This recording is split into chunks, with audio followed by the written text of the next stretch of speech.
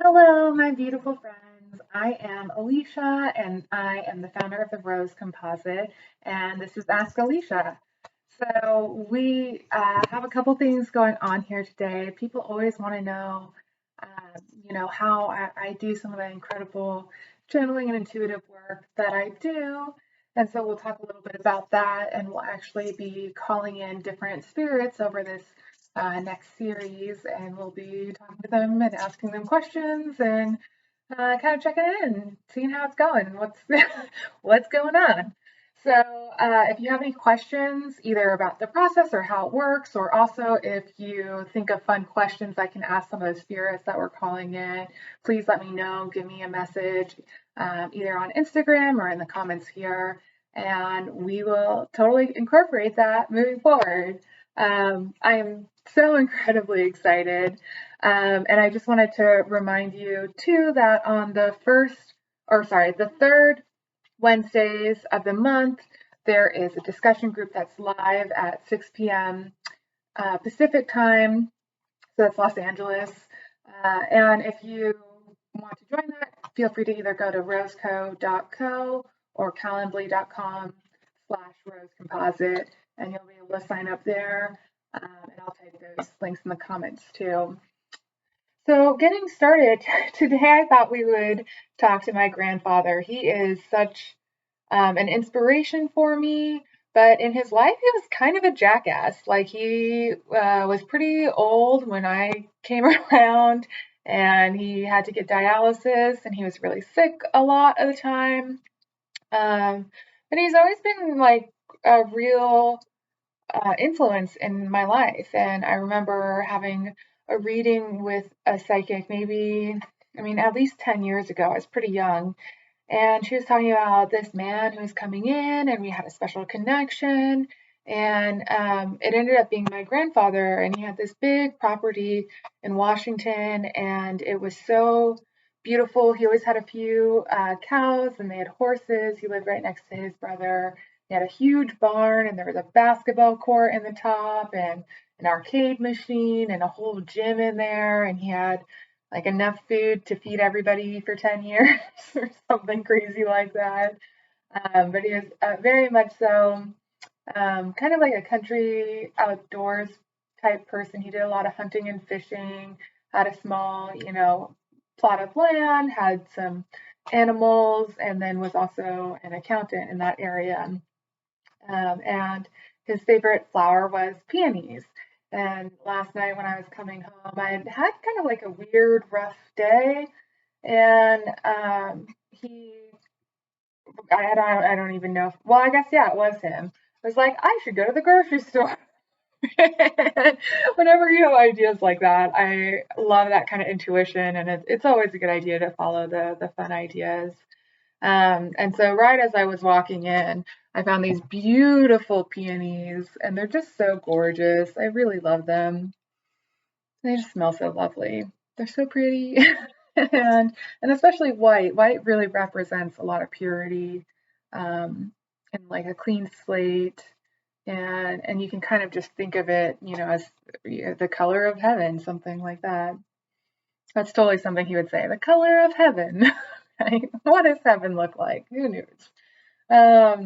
But peonies were his favorite flower. And if you've been to some of my other teachings, one of the exercises I encourage people to do as they're looking to develop their intuitive skills is to create a dictionary of meanings for them personally, because so much of symbology and meanings come down to us personally, right? So peonies mean a whole lot of different things. But to me personally, they represent my grandfather. So whenever I see peonies, I know that's my granddad. And so we'll just take a moment here and take a deep breath. We're gonna call him in. Yeah, and just slow down a little bit. You can take some deep breaths with me if you like. It's always nice to relax and kind of settle in and do some deep breathing.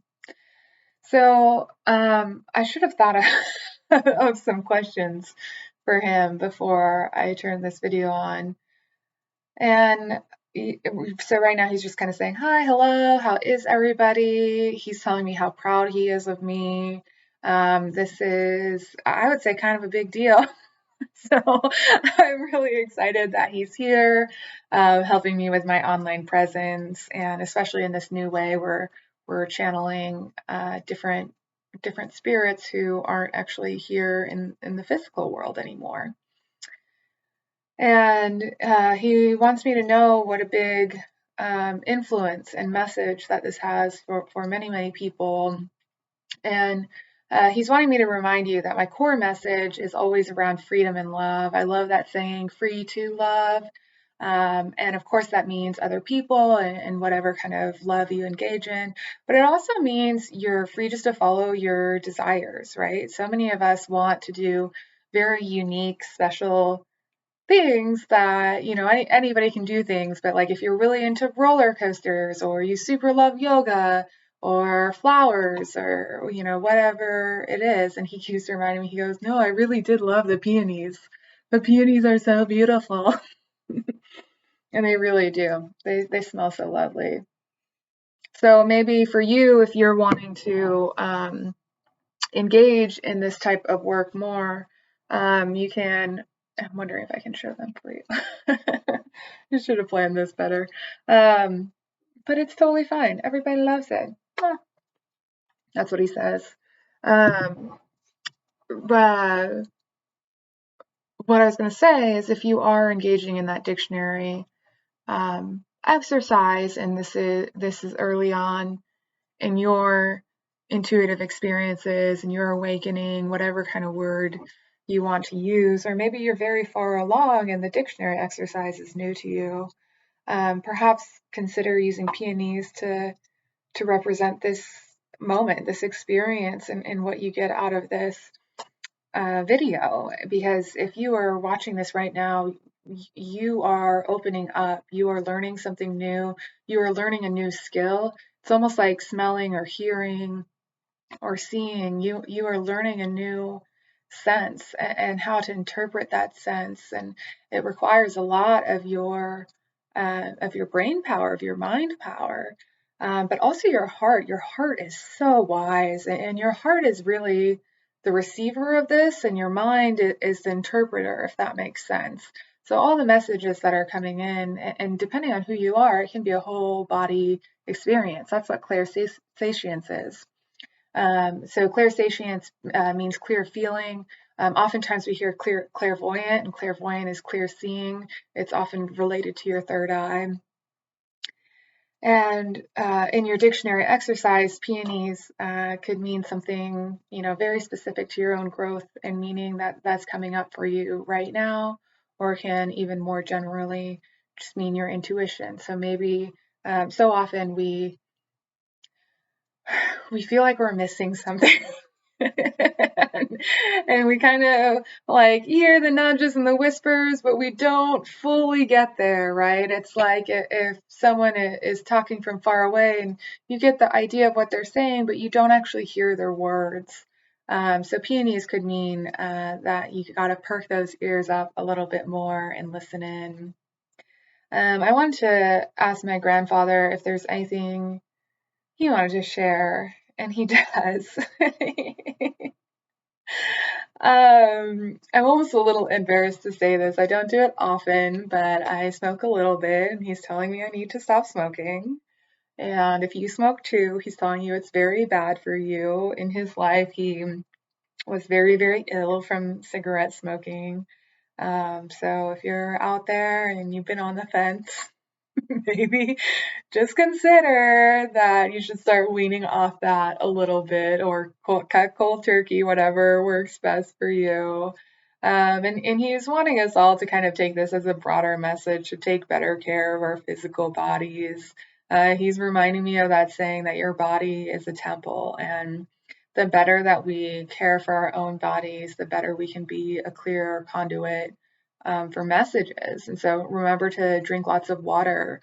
And also, I can't remember the person's name, but there's that water experiment where, the guy plays different types of music or says different phrases to water and then looks at them under a microscope and what their molecular structure is.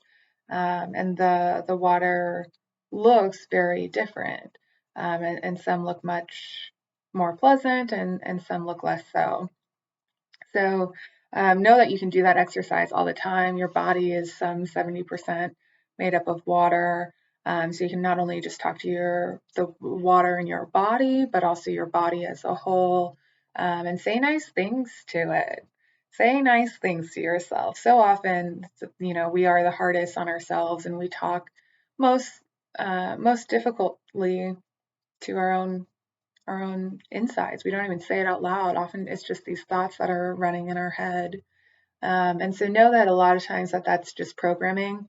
It's the cyclical nature of the same thoughts coming up and up and up again, just kind of like running um, in a pattern. It's running on auto. And what often occurs is that if we don't actively change things, if we don't actively break cycles and habits, and he's reminding us of smoking again, it's such a strong habit, addiction, and oftentimes even your thoughts, those repeating thoughts, those obsessive thoughts become addictive, right? Because an addiction really is just a pattern that turns into a problem. So, for example, and I'm going to use thoughts, if you start having these negative thoughts on repeat all the time and you are no longer engaging with your friends or your family, or maybe at work you're having issues, whatever it is, when it starts influencing your life, that's when it becomes an addiction, at least by my definition. And so if you find yourself having a hard time with those thoughts, know that you are wanting to break that cycle and break that pattern. And that's really difficult because your innate programming will keep running it on repeat. It's ingrained enough that cycle will just keep going until you kind of place enough power into a new cycle, right? And so smoking as an example, you can do this with thoughts too, but with smoking, a lot of times people go outside to smoke. And if you like have that urge to go smoke, oftentimes if you go like take a 10-minute walk, you're still going outside. It's still close to that habit. And so your mind still triggers it like, oh, it's okay. I went outside, did the same thing. And of course, that is just kind of shifting your addiction into a different direction. But that's certainly a good first step, especially if you're having a tough time breaking some of those patterns.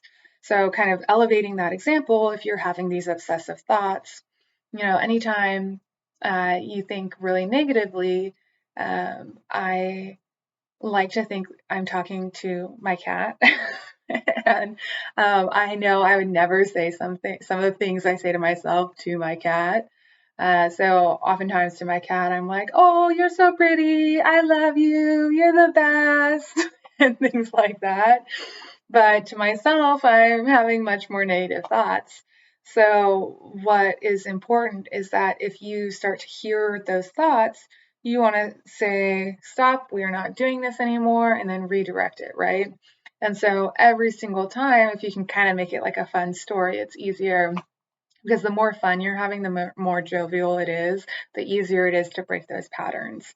And so you'd want to do something like, oh, you're a terrible person. I'm going to punch you in the face. And they're like, no, I'm not going to do that. I actually think you're the best. And I love you so much. You're so adorable. And your hair looks great today. And oh my God, I just want to rub my face in you because you're adorable.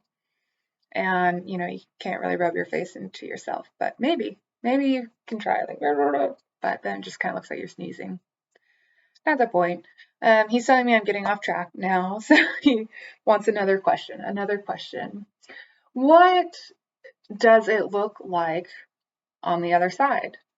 He speaks of it being a huge void, and he shows me that there's that only in my mind do I think it's a place, that from his perspective, it's not a place that you go. It is an omnipresence. And he's reminding me, so in so many, what do you call them? So many religions, we hear that God is omnipresent, omnipotent, and omniscient. I mix those two words together. So he wants to know that it really is omnipresent, that the energy is everywhere. And he wants to remind you as well, because I say this to myself all the time, and he's very lovingly telling me to speak more openly about my own practices because they are really wonderful, and hopefully they can help you all too. That's my intention in sharing this information and sharing these videos. And so often we go through difficult times, or we're struggling, or we want to break patterns, or something's going on where we feel very low. And sometimes that's for a little while, and sometimes that's for a very, very, very long time. And from the spirit world, time does not exist. From, whether you call it the heavens or hell or something else from the other side, there is no time, there is no space. And he wants us to understand that this is why spirit can come in wherever we're at. And oftentimes we have this limiting belief that we have to go to spirit. And that was the whole basis behind, what was it? It's a certain type of yoga. Not bhakti yoga. It's the one where they sing kirtan yoga. My understanding, at least, was that the lower classes were not allowed in the ashrams and the temples and the religious spaces. And so they were, because they were deemed unworthy or whatnot, and they started singing outside in the stars. And I will tell you, one of my favorite places to do this kind of work is outside, looking up at the stars or at the trees or in nature somewhere. There's so much beautiful guidance if we can slow down and kind of match those natural rhythms and begin to understand what the more subtle realms are sharing with us. So that's the other thing he wants to communicate, is that spirit speaks so softly, quite honestly, in silence. And oftentimes we hear, something like, I got the shivers, or a ringing in my ears, or I just had that idea, or I thought I saw something and then it, was not what I thought. And there's so many subtle symbols that the spirit realm shares with us to help guide us and direct us on our way. And it's really a beautiful opportunity for us to better understand ourselves, because so much of this life is just about learning who you are and what you like, and having a multitude of experiences. And for some people, that's, dedicating decades of their lives to something. And for others, it's about having many, many vast, varied experiences. And sometimes there's a mix within there where there's kind of a theme, but then so much variety within that theme, right? So someone might really like music, but they have these different variations in that. Maybe they play certain instruments, maybe they go to a bunch of concerts all the time, maybe they work in more of like the production and the business of music on the other side. Maybe they just love listening to music. Maybe they're a dancer. There's so many variations of how we can be connected with music. Maybe they're just engaging in kirtan and enjoying a more spiritual experience around music. And that's where sound is so important, because sound is a different, it's not actually energy, it is the movement of energy.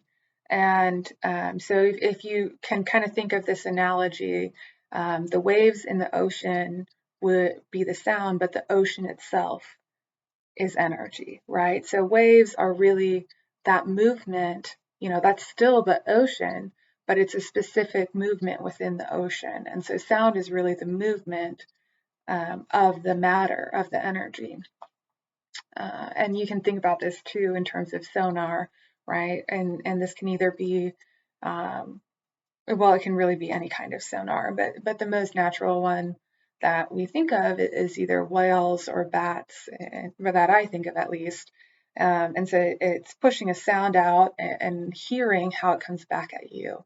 And so if there's an object there, it comes back really quickly. If there's not, it keeps going and it may not return. It may return very faintly. And you know something's not, right in front of you.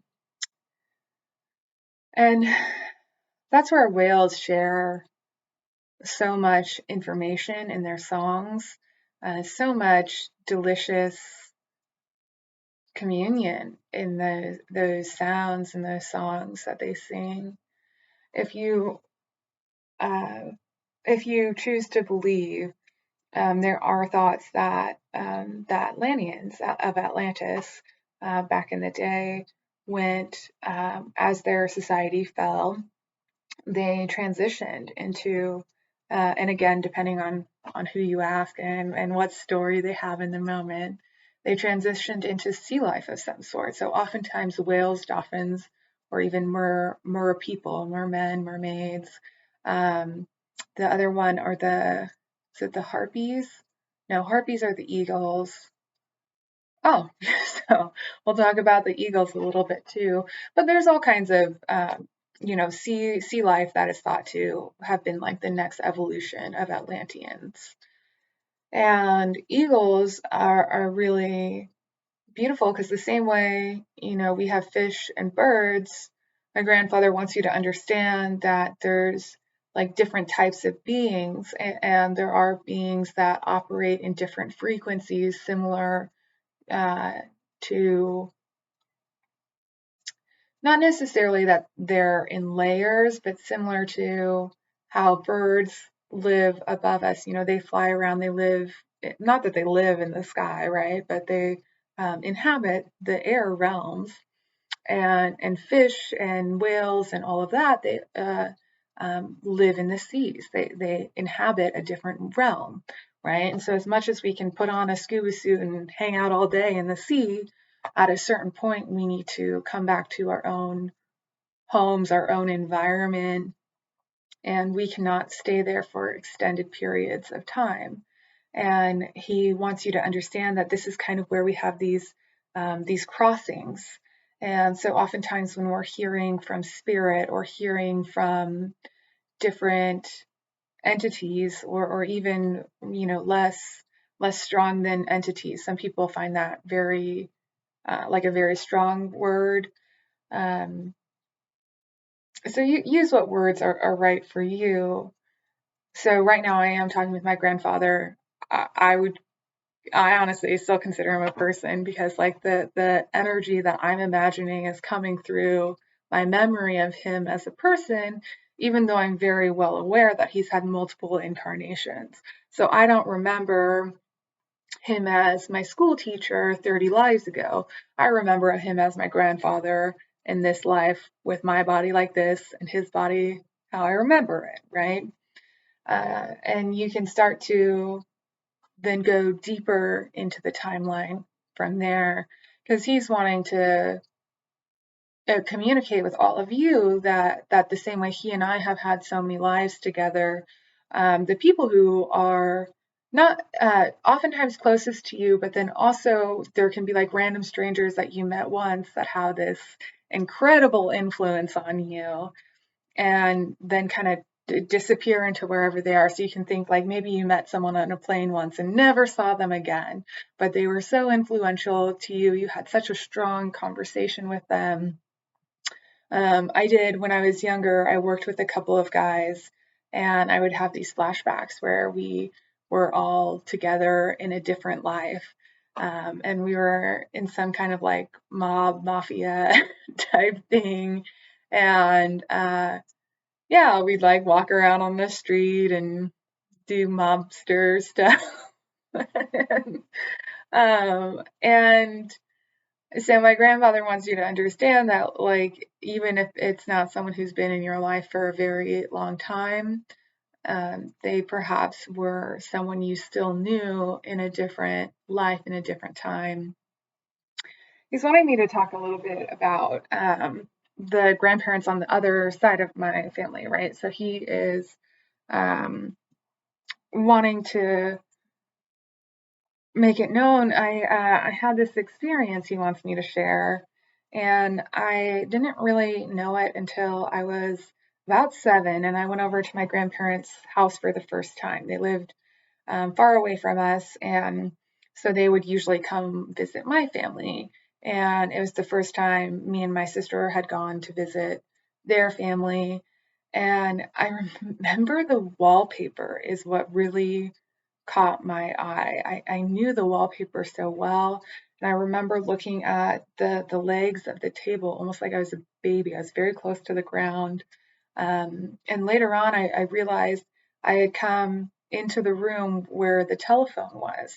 There's so much in our electrical systems, there's so much energy, and they're well illuminated, or they're energized, I should say, so often, and that energy allows spirit to communicate and have awareness much more strongly. And so I had kind of a, I'll call it a rough landing into this lifetime. And originally I was supposed to be in another family. And this time it didn't work out. But I came back, I had like this other shot, right? And so I was there to meet, my grandparents, the part of my family that was going to be like new to my lineage, right? Because I was just coming in further down on the lineage. I was supposed to be higher up in a more previous generation along my ancestral line. And I came in, it's almost like I skipped down and came in as a child later on. And so I was going to check out like the other side of the family tree. Like, do you want to do this? Are you sure? It didn't work out. Do you really want to come back? And so I guess I said yes to that.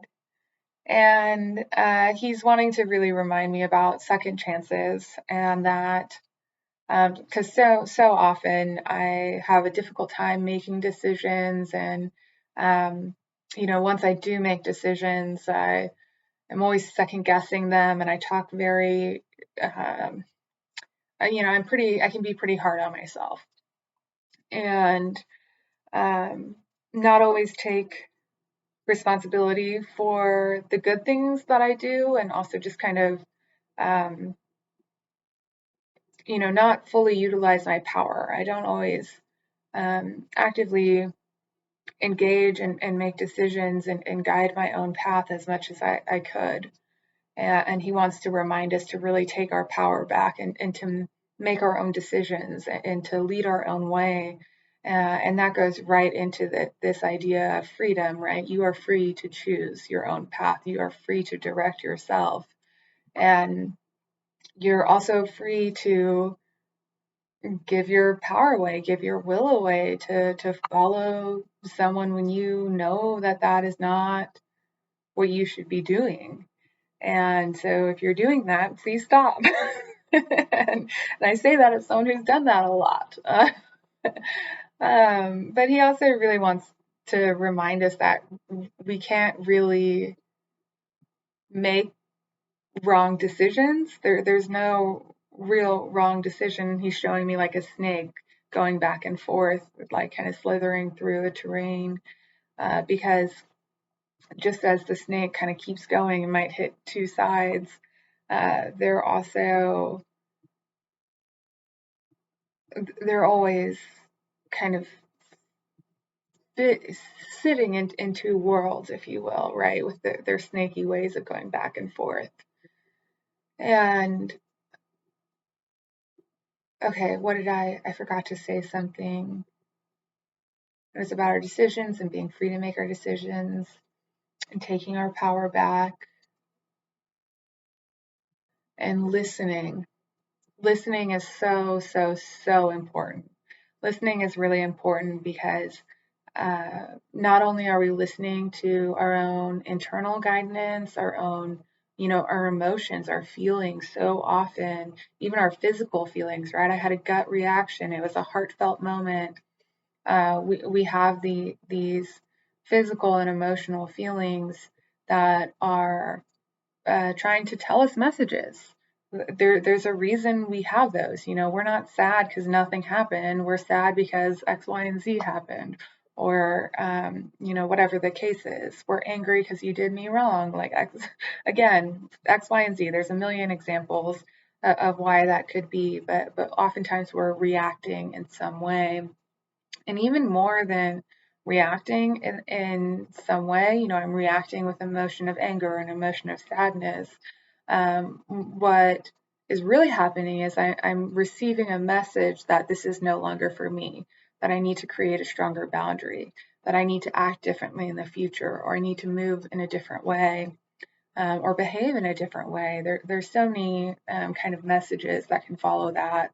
But really understanding that your emotions and your feelings and how you physically feel as well, all those things have messages within them for you. It's never that I just want you to be sad forever. It's you're feeling sad, and that's because I'm trying to give you a message to take this next action. Oftentimes people, myself included, will just freeze. And when we're freezing, it's this degree of inaction. And inaction is intense because all of a sudden you're watching all these things around you happening while also knowing what you should have done 10 minutes ago, 10 years ago, you name it. And you can never, at least in our reality in the world that I think most people who watch this video live in, we live in a world constricted by time and space. And that's honestly really helpful most of the time. Most of the time, there we go. And, so generally we move forward. We can only act now. We only have this point in time right now. So if you are ruminating over something that happened however long ago in the past, the reality is that you are just perpetuating that story, and it's probably impacting your current actions. And the idea is to take that past experience and to learn from it and to learn how to make it different. And sometimes that's that, really, really don't want to do that again. Let's, take a different path. Or sometimes it's, how could I do that better? Or how could I love that more? And that's the kind of second half of my key message here. It's all about freedom and love.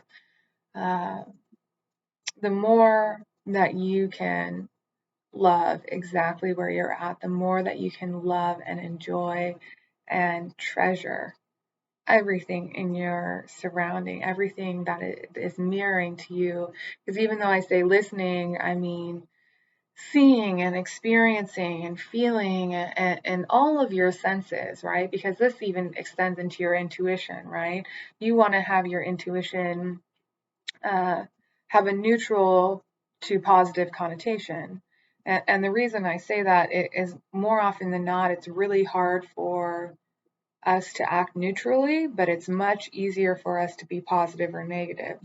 So if you are in a place where you have choices between positive and negative, because that's how our ego mind often runs. It's either or. There's scarcity. There's not enough. I can't do it all these kind of things that we hear in our universe, in our world, I should say, in my language. There are so much broader realities out there. And when we get into that point of neutrality, we are able to have better access to that dimension of non-existence.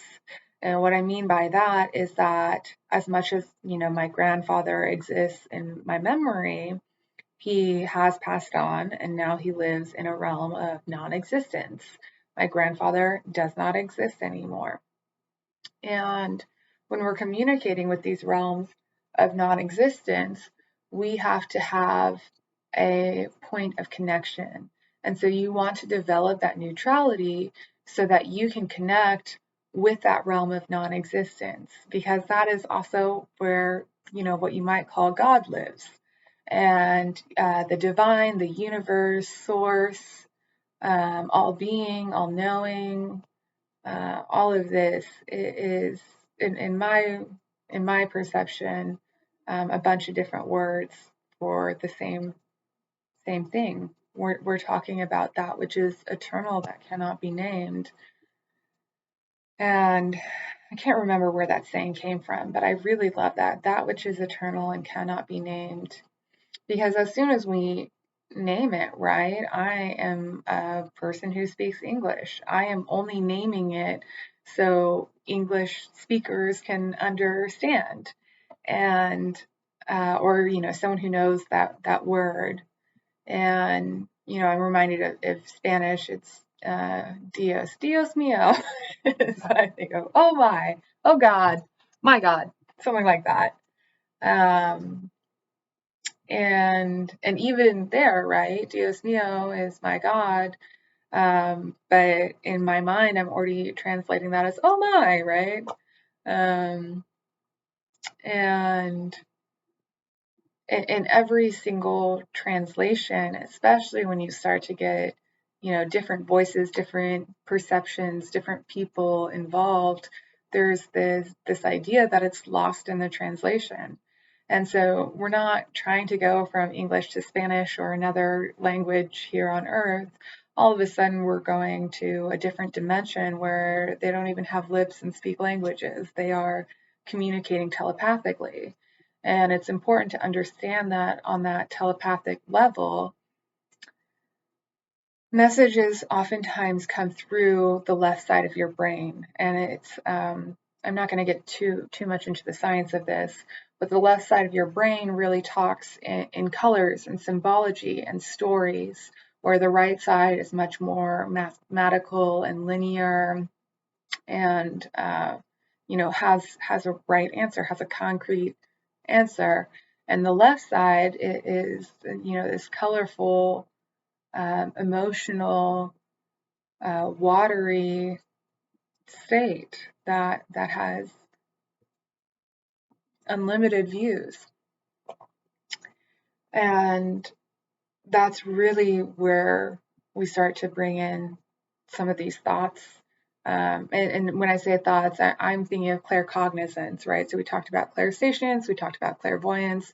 Claircognizance is clear thinking, or clear knowing. So oftentimes you just know something. You don't really know why. You just know the answer, and you're like, you feel it in your heart. This is true. This is so true. This is valid. All of that. And you can think of it kind of as that sixth sense, like if you've ever been somewhere and you're like, oh my God, someone's watching me. I don't see them, but I know it. It's that sense of knowing, or even when something just makes sense. I remember my parents, when I was a kid, they had this thought that oh my God, they were car shopping, and they'd had one kind of that they were looking at and considering. And they both came home from work one day and were like, we have to go tonight. Today's the day. We must go buy it. And sure enough, it was kind of comical. One of our neighbors actually was also looking at it. So the neighbor came over and was like, I was going to go buy that first thing in the morning tomorrow, and you got it before I did.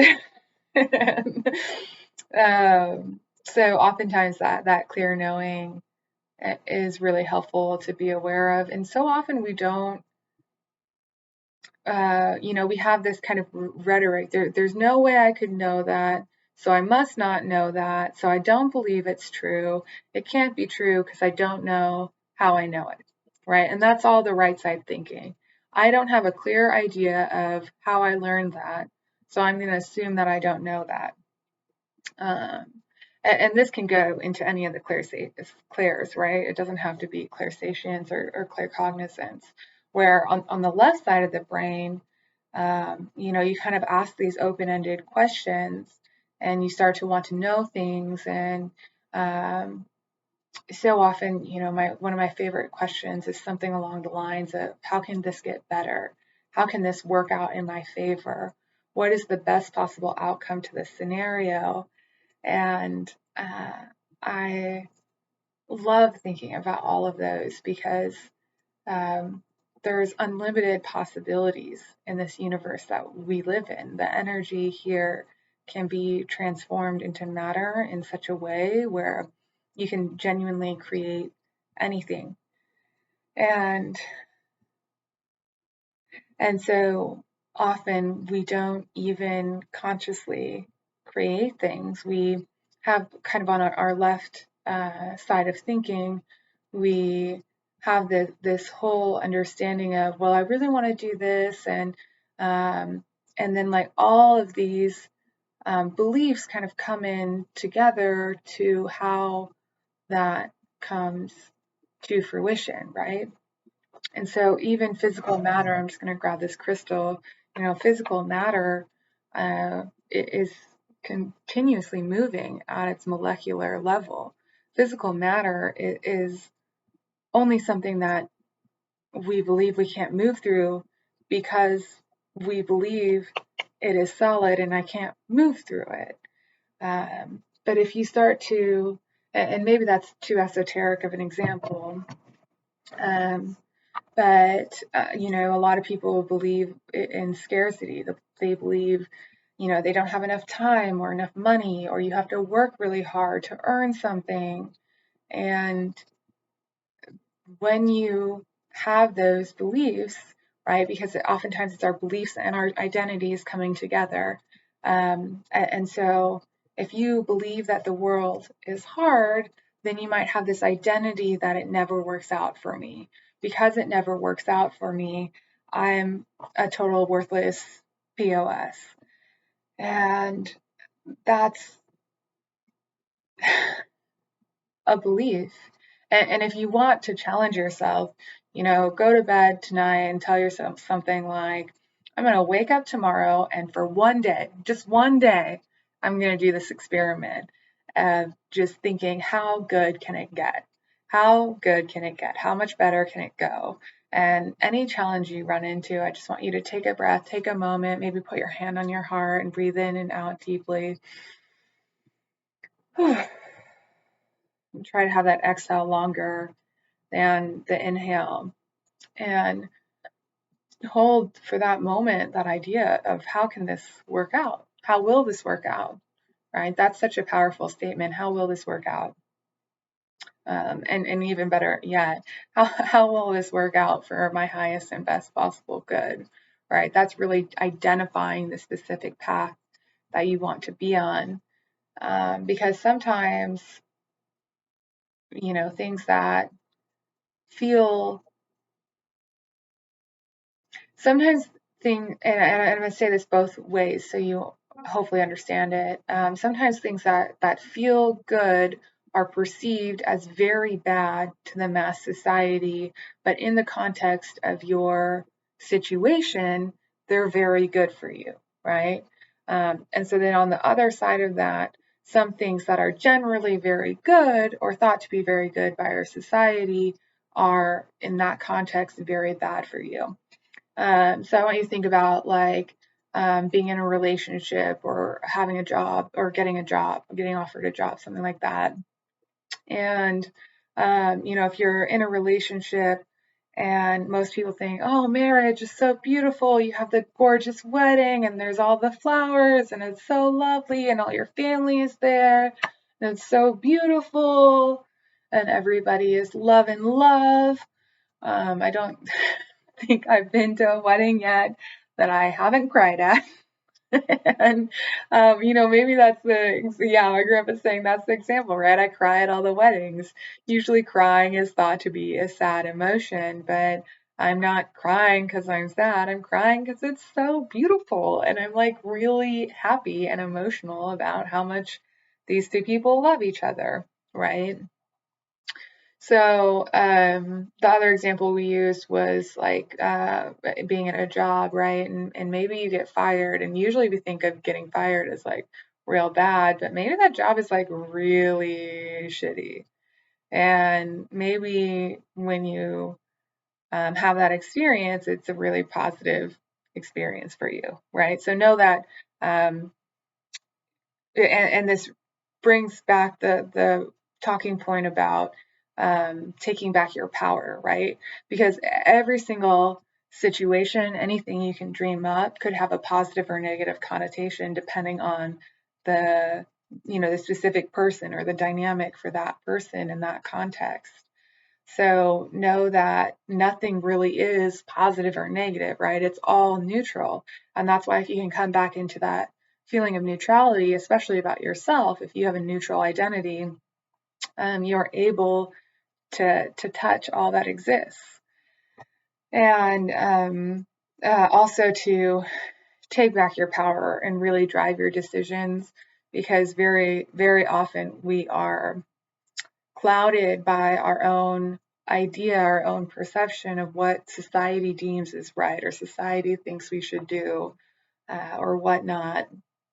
And that is, a couple things. One, who the fuck cares what society thinks? You do not have to align with society. And two, that's maybe not even what your peers, what your community, what your group really thinks. Maybe it's that you are perceiving that and creating that view that they think differently than I do, and now we're in opposition. And the reason I want you to be aware of this is so often many, many people have ideas of either unworthiness or not being enough or things like this. And the reality is that more often than not, that is us thinking someone else thinks badly about us. And that definitely is, I'm not going to say definitely, it's probably not the case, right? Because even if someone does think badly about you, more often that is that own person's crap to deal with. It's not your stuff that you are triggering them, it's their stuff that they're being triggered. And the reason that, and we talked about listening, right? But it's that broader listening, because all of your experiences, all of your feelings and ideas and views are really this reflection, this mirror back to you of your own self. And so, similarly, if you think that society or even, that one girl in class or that person over there, whoever, the lady at the grocery store, looked at me funny, right? She must hate me. Oh my God, I'm such an offensive person, whatever kind of view you have about not fitting in. Usually that is because some part of you internally you have decided to push away, and this is generally what shadow would be called. And so shadow work would be in reintegrating that and illuminating those parts of you that you have so strongly pushed away.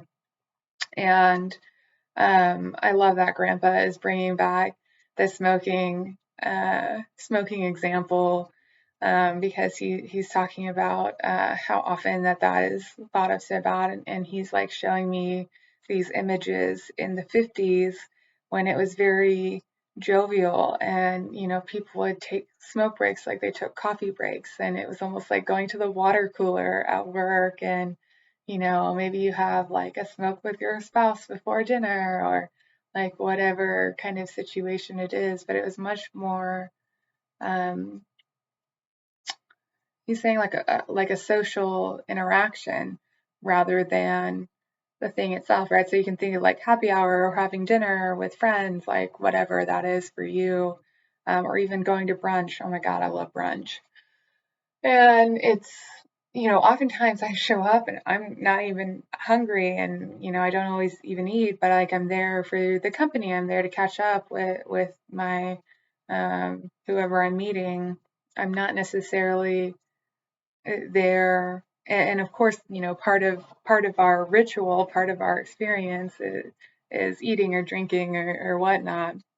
And so he's wanting us to know and to use this example of smoking because, nowadays smoking is thought of as like super bad, but like in the 50s, no one gave a fuck. No one cared. Like smoking was not thought of in that way. Um, so I just want to kind of start coming to a wrap, and I'm continuing to channel from my grandfather to see if he has any kind of last words. And he I have to admit I censored a little bit. He curses a fair amount. So his ending message for you today is fuck yeah, go get it. And he really wants you to consider if you just kind of threw everyone's opinions out the window, threw your own opinions of negativity out the window, because there are so often things in our heart that we want to do, we want to follow, we want to experience, or enjoy in some way, and we choose not to.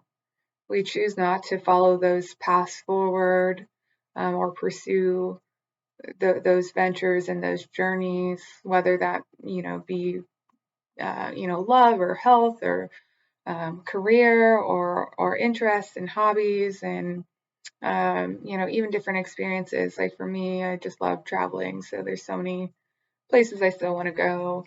And if one day I woke up and was just like, oh my God, I can't afford it, I'm never going to go anywhere again, my life totally sucks, I'm going to be so miserable, and I'm just going to choose never to pursue this again because I think, something is blocking me in some way.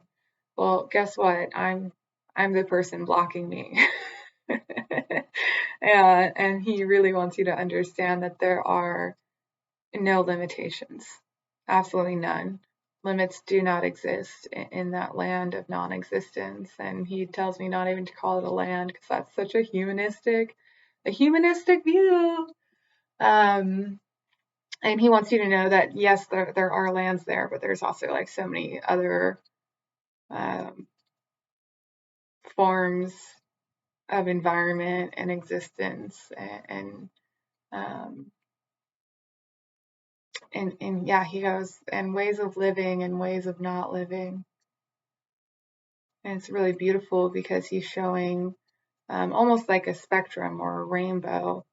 You know how white light goes through, or I guess it would be white light goes through a prism, or sunlight goes through clouds and raindrops and moisture to create a rainbow. Uh, and he's saying that we are all of these different colors, and red is no greater than blue, no greater than green, no better than yellow, and so on and so forth. And that there are just all these varying experiences that you can choose to have, and they're all kind of under this umbrella of white light. And he's saying that's why we got the white peonies, because certainly if you are, and we can talk about color symbology more another time, but if you're ever trying to embody something and you're unsure of what color to embody, if you just go for white, that will also um, embody all other shades. So get out there and do what makes you happy. And please let me know if you have questions. I'm so excited to be here and to share some of this knowledge. Thank you for all those that came in to help us today, especially my wonderful grandfather, who's a good friend and confidant. So just a quick reminder, again, I'm Alicia Rose. I'm the founder of the Rose Composite. I do all kinds of intuitive readings. I'm a pet psychic. I do have a lot of energy healing modalities, but I've really shifted away from that. I don't believe that any of us need healing anymore. I certainly did at one time, but Now I really believe that we are already whole.